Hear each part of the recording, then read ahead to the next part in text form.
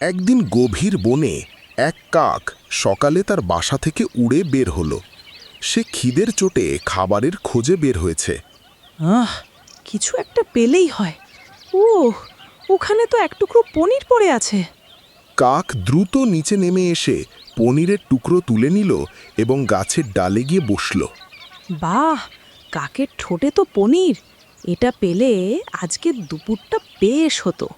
এখন কি করি? শিয়াল এক চালাকির ছক আঁকল। সে ভাবল, আগের মতো প্রশংসা করলে এবার কাক ধোঁকা খাবে না, তাই এবার কৌশলটা হবে উল্টো।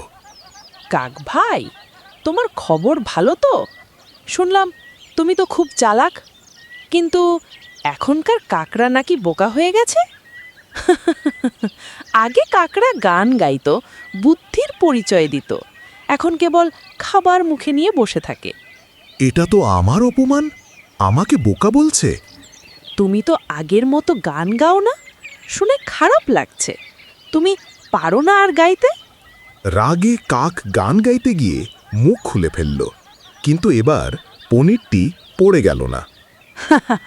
এবার পনিরটা আমি ঠোঁটের কোণে আটকে রেখেছি।